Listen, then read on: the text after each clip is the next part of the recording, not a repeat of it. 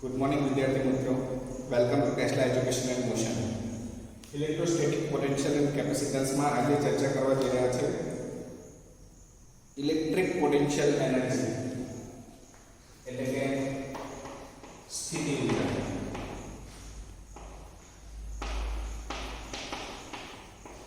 એ પણ ઇલેક્ટ્રિક એટલે કે વિદ્યુત.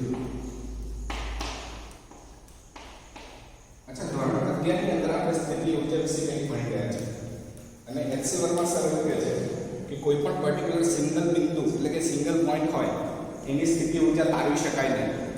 અને આ સ્થિતિ ઊર્જાનું સૂત્ર આપણે પહેલા પણ ચેક કરી ચૂક્યા હતા. મેં તમને કીધું તો યાદ રહ્યું કે ડેલ્ટા યુ માઇનસ WC, જ્યાં C શું હતો? સંરક્ષી બળ દ્વારા થતું કાર્ય દર્શાવતું.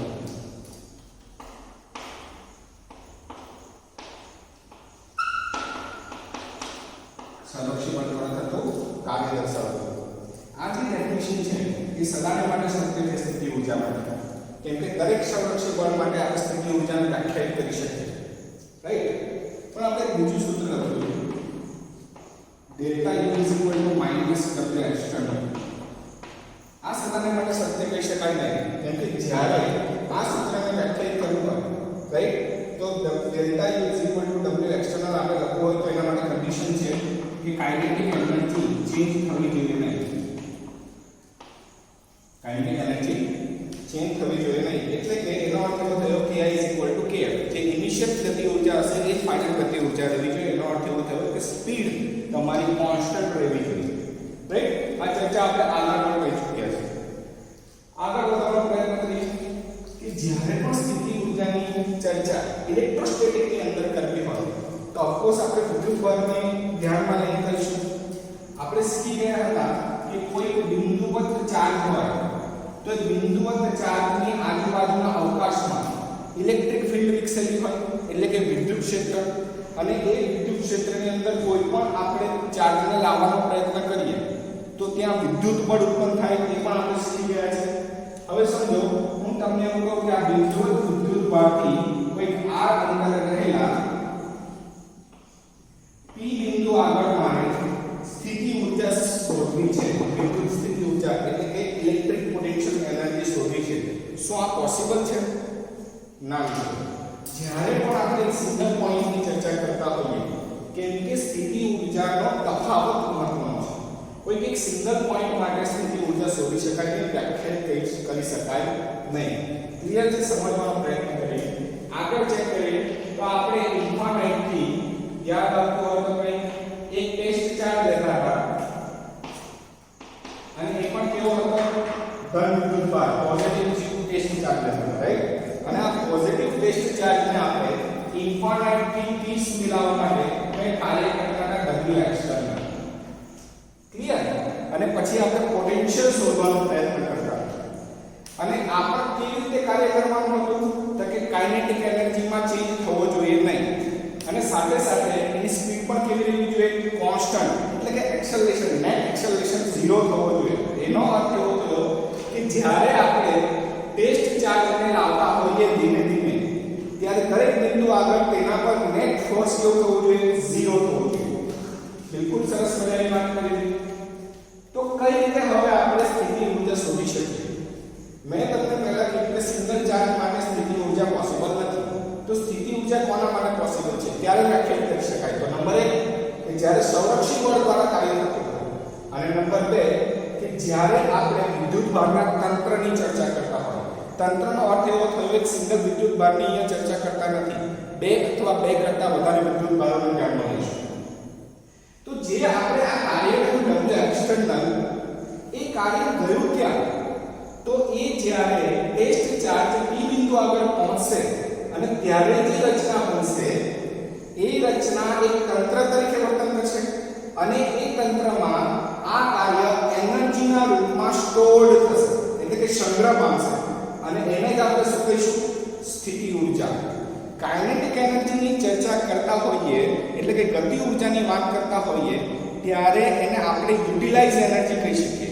યુટિલાઇઝ એટલે ટુ બી યુઝડ, કે જેને આપણે યુઝ કરી શકીએ. અને જ્યારે સ્થિતિ ઊર્જાની ચર્ચા કરતા હોઈએ ત્યારે આપણે એવું કહી શકીએ ઇટ્સ અ સ્ટોર્ડ એનર્જી એટલે કે સંગ્રહ પામતી ઉર્જા. ક્લિયર છે? અચ્છા, બીજી મહત્વની વાત, 11મા ધોરણમાં આપણે શીખી ગયા હતા કે કોઈ આપણે એક બ્લોક લેતા હતા, યાદ હોય તો m દળનો બ્લોક, એને આપણે રેફરન્સ પોઈન્ટ થી કોઈ h ઊંચાઈએ લઈ જઈએ તો એમાં સંગ્રહ પામતી ગ્રેવિટેશનલ સ્થિતિ ઊર્જા આપણે કેટલી કહેતા હતા? mgh. ક્યારે લખી શકતા હતા આપણે?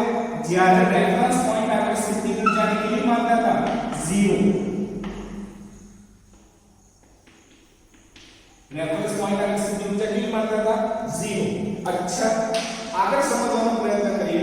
જો હું રેફરન્સ પોઈન્ટ આગળ આ બ્લોકની સ્થિતિ ઊર્જાને 0 માનતો નથી, સમજી લો, મેં અહીંયા જ mgh કીધું કે રેફરન્સ પોઈન્ટ આગળ આની સ્થિતિ ઊર્જા કેટલી છે? mgh.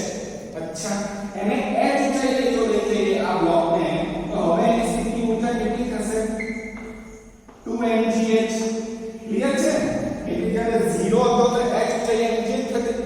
હવે અહીંયા mgh પહેલેથી જ આપેલું છે, તો h ઊંચાઈએ કેટલી થશે? 2mgh. પણ એક વસ્તુ માર્ક કરો વિદ્યાર્થી મિત્રો, કે આ બંને પોઝિશનનો, એટલે કે ઇનિશિયલ કન્ડિશન અને ફાઇનલ કન્ડિશન, એ બંનેનો જો તફાવત તમે ચેક કરશો mgh - 0, તો જવાબ શું આવશે? mgh. એટલે કે ડિફરન્સ આપણો અહીંયા સેમ આવે છે. અહીંયા પણ ચેક કરો 2mgh - mgh, તો શું આવશે? mgh. એટલે કે વિદ્યુત સ્થિતિ ઊર્જા અથવા કોઈ પણ સ્થિતિ ઊર્જાની જ્યારે ચર્ચા કરતા હોઈએ તો તેમનો જે તફાવત છે એ કોન્સ્ટન્ટ રહેશે. ક્લિયર છે? અચ્છા, અને એમાં આપણે બે કન્ડિશનની ચર્ચા કરીએ છીએ, એક ઇનિશિયલ પોઈન્ટ અને એક ફાઇનલ પોઈન્ટ. કેમ કે આપણને ખબર છે કે સંરક્ષી બળ દ્વારા થતું કાર્ય એ માર્ગ પર આધારિત નથી. તો અહીંયા આપણે જ્યારે ઇન્ફાઇનાઇટ પર ચાર્જ છે એને આપણે પ્રારંભિક અવસ્થા એટલે ઇનિશિયલ પોઈન્ટ ગણીએ. કેવી અવસ્થા? પ્રારંભિક અવસ્થા એટલે કે ઇનિશિયલ પોઈન્ટ ગણીએ. તો આપણી અંતિમ અવસ્થા ક્યારે કઈ થશે? કે જ્યારે ટેસ્ટ ચાર્જ t બિંદુ આગળ પહોંચી જશે. ક્લિયર છે? ચાલો ધ્યાન આપો, સમજવાનો પ્રયત્ન કરીએ કે આ ટેસ્ટ ચાર્જને આપણે કોઈ એક્સટર્નલ વર્ક કર્યું, એટલે કે બાહ્ય કાર્ય કર્યું, તે પણ કેવી રીતે? તો કે એની ગતિ ઊર્જામાં ફેરફાર થવો જોઈએ નહીં એ રીતે, અને એની કન્ડિશનને કાર્ય બની.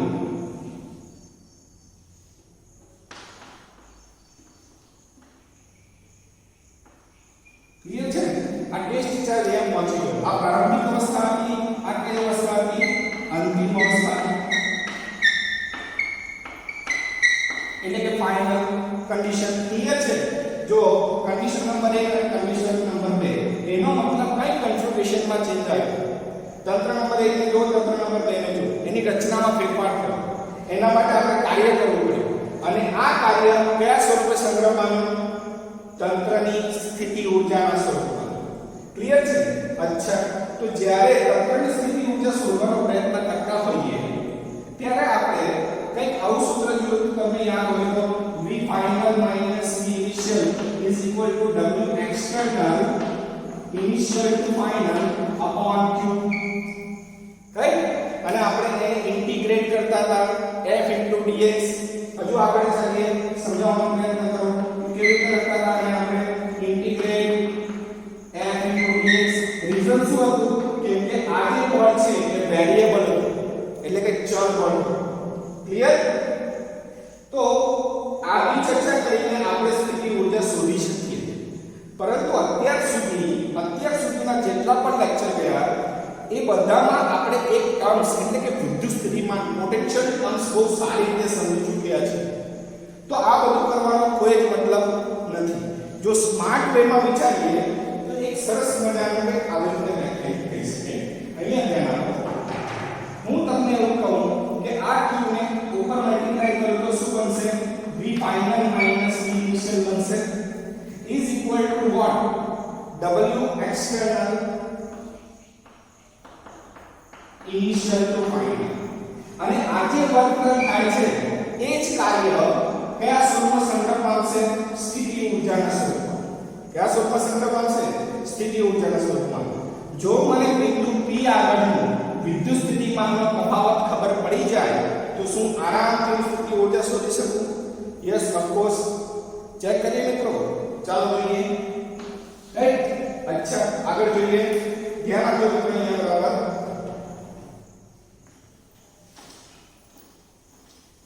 ઓકે શું થશે આગળ વિચારવાનો પ્રયત્ન કરીએ ક્યાંથી લાવે છે આપણે ચાર્જને પી પોઈન્ટ આવે ક્યાંથી લાવે છે ઇન્ફાઇનાઇટ થી થતું કાર્ય એ કયા સ્વરૂપમાં સંગ્રહ પામશે સ્થિતિ ઊર્જાના સ્વરૂપ રાઈટ ઓકે આગળ વિચારીએ ઇન્ફાઇનાઇટ આગળ તો આપણે શું માની લો પોટેન્શિયલ 0 માની લો ઓકે એટલે શું બનશે q vp is equal to u final minus u initial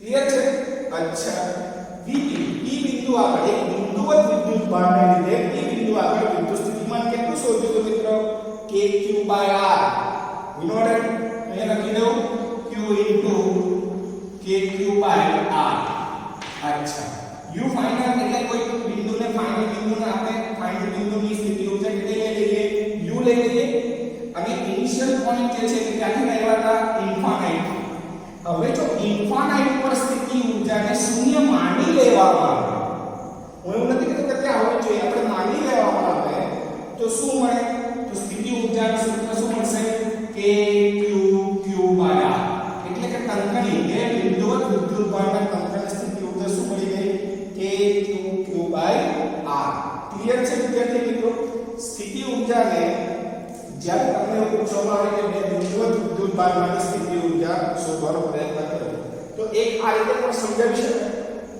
બીજી રીત છે બે વિદ્યુત ભાર લેલો q1 અને q2 રાઈટ એ q1 અને q2 ને તમારે મૂકવા પડે ઇન્ફાઇનાઇટ ડિસ્ટન્સ સમજાવવાનો પ્રયત્ન કરું છું ફોલો આ પ્રોસેસ થશે ધ્યાન આપજો સ્ક્રીનશોટ લઈ લો એટલે સરસ મજાની રીતે તમે નોટ્સ બનાવી શકો લઈ લીધો ચાલો આગળ ચાલીએ ધ્યાન આપજો અહીંયા બરાબર બે બિંદુવત વિદ્યુત ભારથી બનતા તંત્ર માટે સ્થિતિ ઊર્જા શોધવાનો પ્રયત્ન કરો સમજો મારી પાસે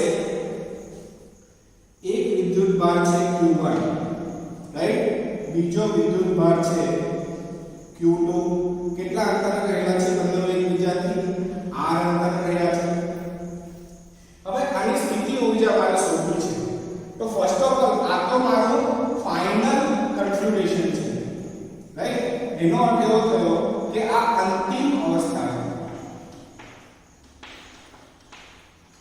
તો પ્રારંભિક અવસ્થા કઈ માનીએ તો ભૌતિક વિજ્ઞાનની અંદર એવું કહેવામાં આવ્યું કે તમે કેટલા પણ ચાર્જ લો અને એને ઇન્ફાઇનાઇટ પર મૂકી દો એટલે કે ધારો કે q1 અને q2 જે બંને ચાર્જ છે એની પ્રારંભિક અવસ્થા કઈ હશે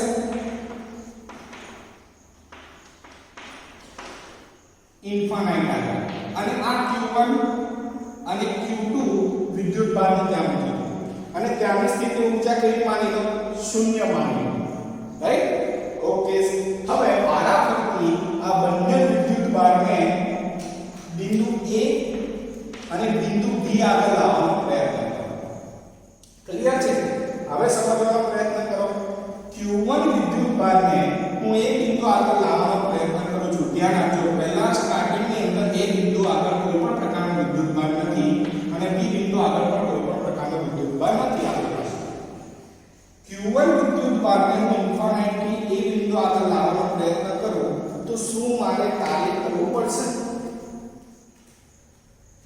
તો વિદ્યુત ભાર એવું કહેશે કે હું તો ન્યૂટન્સના નિયમને ફોલો કરું છું અત્યારે હું સ્થિર અવસ્થામાં છું તો સ્થિર જ લઈશ તો એને જરા પણ અમુક ફોર્સ આપીશ નાનો અમથો તો એની જાતે અહીંયા એક પર આવીને ઊભો રહી શકે યસ આરામથી રીઝન શું છે કે આની આજુબાજુ કોઈ પણ ઇલેક્ટ્રિક ફીલ્ડ નથી અથવા તો બિંદુવત વિદ્યુત ભાર નથી જેના કારણે એના ઉપર ઇલેક્ટ્રોસ્ટેટિક ફોર્સ ઉદ્ભવી શકે તો ફર્સ્ટ ઓફ ઓલ q1 ને એ બિંદુ સુધી લાવવા માટે મારે કોઈ પણ કાર્ય કરવું પડશે નહીં એટલે કે w એક્સટર્નલ 1 કેવું મળશે આપણને 0 ક્લિયર થયું અચ્છા હવે q2 વિદ્યુત ભારને આપણે ઇન્ફાઇનાઇટ થી લાવવાનો પ્રયત્ન કરીએ બિંદુ B આગળ પણ અહીંયા એક સમસ્યા છે q1 એ બિંદુ આગળ હવે હાજર છે એટલે કે q1 અહીંયા સુધી પહોંચી ગયો છે તો આ q1 ને લીધે B બિંદુ આગળ વિદ્યુત સ્થિતિમાન પણ હશે આની પોતાનું વિદ્યુત ક્ષેત્ર પણ હશે હવે એ q2 વિદ્યુત ભાર પર q1 વિદ્યુત ભાર લગાડશે ઇલેક્ટ્રોસ્ટેટિક ફોર્સ એપ્લાય કરશે અને ઇલેક્ટ્રોસ્ટેટિક ફોર્સ એપ્લાય કરે એટલે હીટ તેની કહાની યાદ આવી વાળી વાત થાય અહીંયાથી જ પાછી આપણે શરૂઆત કરવી પડે જો આનો પ્રયત્ન કરી આગળ મિત્રો કઈ રીતે થઈ શકશે ધ્યાન રાખો બરાબર સમજી લેવાનો પ્રયત્ન કરજો ખૂબ જ સુંદર કોન્સેપ્ટ છે કેમ કે જ્યારે કન્ઝર્વેટિવ ફોર્સ એટલે કે સંરક્ષી બળની વાત કરતા હોઈએ ત્યારે એક્ઝામ્પલને સરળ બનાવવા માટે આ ઊર્જા મેથડનો ઉપયોગ કરી શકાય રાઈટ હવે એક્ઝામ્પલ કરીશું આપણે પહેલા થિયરી બરાબર કોન્સેપ્ટ બરાબર સમજી લઈએ અચ્છા હવે કેટલું વિદ્યુતભારને ડી બિંદુ સુધી લાવવા માટે મારે કેટલું કાર્ય કરવું પડશે W external 2 રાઈટ તો સ્ટોર્ડ એનર્જી કેટલી થઈ તો delta U is equal to W external 1 plus W external 2 clear છે ઓકે ચાલો આનો અર્થ એવો થયો કે delta U is equal to Q1 ને લાગતા હતા ને અચ્છા ત્યારે એ બિંદુ આગળનું પોટેન્શિયલ કેટલું હશે તે વિચારવાનો પ્રયત્ન કરતા હતા પણ એ બિંદુ આગળનો પોટેન્શિયલ કેટલું હતું આપણું 0 હતું પ્લસ Q2 રાઈટ તો Q2 હવે P બિંદુ આગળ પોટેન્શિયલ મળશે કોના લીધે Q1 ના કારણે ક્લિયર છે અને Q1 ના કારણે P બિંદુ આગળ પોટેન્શિયલ કેટલું લખી શકાય Q1 ના કારણે કોને લાવીએ છે Q2 ને Q1 ના ઇલેક્ટ્રિક ફીલ્ડ માં લાવીએ છે તો આપણને સ્થિતિમાન કેટલું મળશે KQ1 R ક્લિયર છે તો delta U is equal to what KQ1 Q2 by R right તો જ્યારે આપણે ઇન્ફાઇનાઇટ પર જો સ્થિતિ ઊર્જાને 0 માની લઈએ તો શું મળશે કે ઇન્ફાઇનાઇટ સ્થિતિ ઊર્જા તો 0 થઈ જશે તો U is equal to what KQ1 Q2 by R તો બિંદુવત વિદ્યુતભાર એટલે કે બે બિંદુવત વિદ્યુતભારનો એક તંત્ર વિચારીએ અને બંનેને R અંતરે ગોઠવવા માટે આપણે જે કાર્ય કરવું પડે એ કાર્ય કર્યા બાદ તંત્રમાં સંગ્રહાયેલી સ્થિતિ ઊર્જા આટલી હશે કે Q1 Q2 by R clarity આવે છે પાક્કો સ્ક્રીનશોટ લઈ લો કે આગળ વધારે સમજવાનો પ્રયત્ન કરીએ ચાલે મિત્રો ઓકે ધ્યાન આપજો મિત્રો ખૂબ જ ઇમ્પોર્ટન્ટ કોન્સેપ્ટ છે રાઈટ અચ્છા હવે અહીંયા તમે ધ્યાનથી જુઓ તો સ્થિતિ ઊર્જા એ કેવી રાશિ છે અરે કોઈ પણ ઊર્જા યાર સ્થિતિ ઊર્જા કેવી રાશિ છે અદિશ રાશિ અને સ્થિતિ ઊર્જા અદિશ રાશિ હોય અને આપણને એક સૂત્ર મળ્યું બે વિદ્યુત વિદ્યુતભારના કેન્દ્રના કારણે આપણે સૂત્ર જોયું તમે ધ્યાનથી જુઓ U is equal to K Q1 Q2 by R right એનો અર્થ એવો થયો કે બે બિંદુઓ વચ્ચે એટલે કે જ્યાં Q1 વિદ્યુતભાર મૂક્યો છે અને અહીંયા મૂક્યો છે Q2 વિદ્યુતભાર એની વચ્ચેનું અંતર R જો અંતર ઘટતું જશે તો શું સ્થિતિ ઊર્જા વધતી જશે હા પોઝિટિવ ચાર્જના કેસમાં એટલે કે જ્યારે પણ બંને વિદ્યુતભારની સંજ્ઞા સમાન હશે કેવી હશે સંજ્ઞા સમાન એટલે કે પ્રોટોન ધારો કે સમજાવવાનો પ્રયત્ન કરીએ એક નાનકડા MCQ દ્વારા ધારો કે બે પ્રોટોન લીધા છે અહીંયા પણ એની વચ્ચેનું ડિસ્ટન્સ કેટલું છે સ્મોલ r છે જો આને ડિસ્ટન્સ આપણે ઘટાડવાનો પ્રયત્ન કરીએ તો શું સ્થિતિ ઊર્જામાં ઘટાડો થાય ઓફકોર્સ કેમ સંજ્ઞા જેવો સમાન છે રાઈટ એટલે સ્થિતિ ઊર્જા તમારી કેટલી થશે ભાઈ ઘટશે કે વધશે જ્યારે આ ઘટાડશું તો સ્થિતિ ઊર્જા વધશે અને વધારશું તો સ્થિતિ ઊર્જા ઘટશે કેમ કે ઇન્વર્સલી પ્રોપોર્શનલ છે ક્લિયર રીતે આવે છે એ રીતે આપણે બે ઇલેક્ટ્રોન લઈ લઈએ રાઈટ ડિસ્ટન્સ કેટલું છે r તો સેમ કોન્સેપ્ટ પણ તમે એક વસ્તુ વિચાર કરો કે જો એક ઇલેક્ટ્રોન લો ને એક પ્રોટોન લો ક્લિયર છે હવે ડિસ્ટન્સ ઘટાડવાનો પ્રયત્ન કરો તો શું થશે વિચાર કરો કેટલી એનર્જી હશે પહેલા તો એ ચેક કરી લઈએ k + e - e upon r that means k is equal to -k square by r હવે અંતર ઘટશે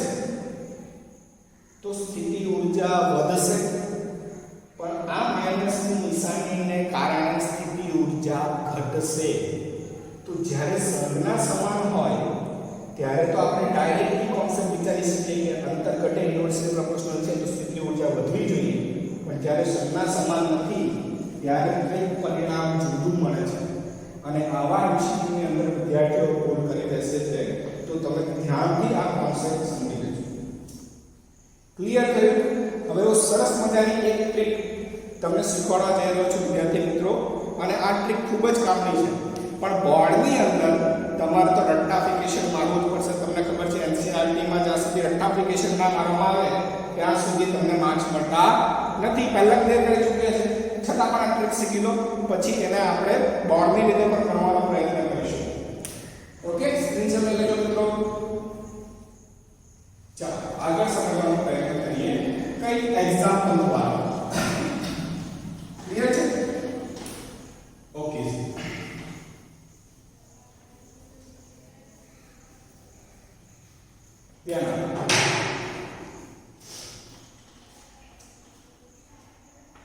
સમજો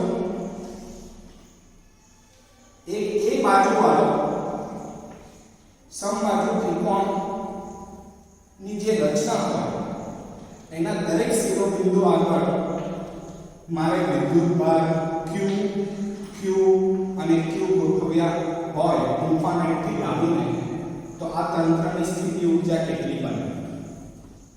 વિચાર. એક કામ કરો, પોઝ કરો અને જાતે ટ્રાય કરવાનો પ્રયત્ન કરો. ક્લિયર?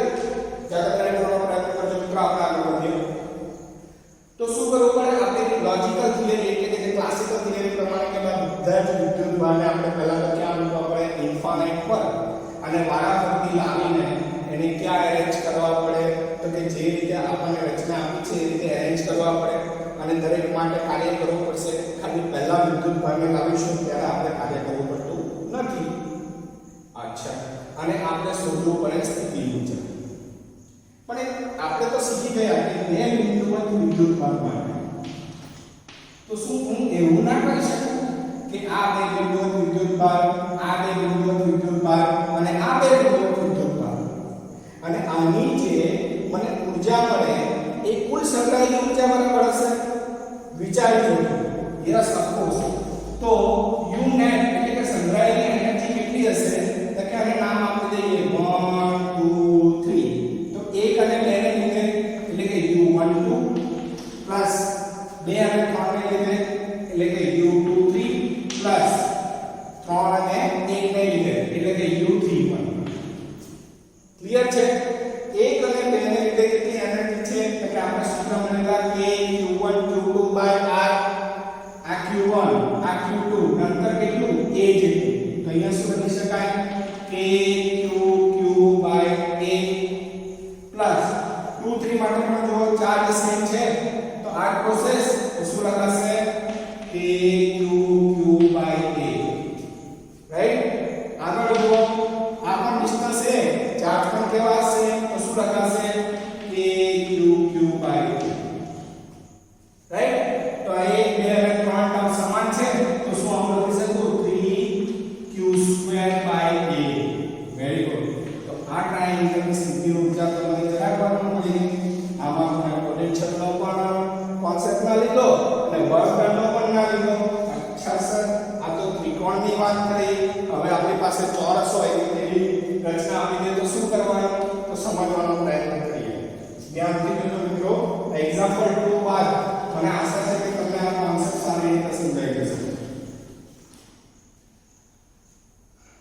એક ચોરસ લઈએ અને ચોરસ આગળ વિદ્યુતભાર q1 q2 q3 q4 ગોઠવવાનો પ્રયત્ન કરી અને બાજુ રાખીએ a.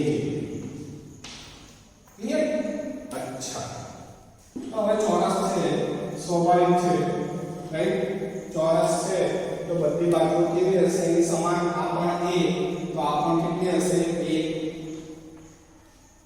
આ પણ કેટલી હશે? 1. આ પણ કેટલી હશે? 2. તો સર 4 વાર સ્થિતિ ઊર્જાનો સરવાળો કરી દઈએ. આ બે વચ્ચે, આ બે વચ્ચે, આ બે વચ્ચે, આ બે વચ્ચે, એટલે આપણું કામ થઈ ગયું. ના મિત્રો, અહીંયા ધ્યાન આપો. હવે આપણે વિચાર કરીએ કે નેટ કેટલી થાય. ધ્યાનથી જોજો. 1 2 ના લીધે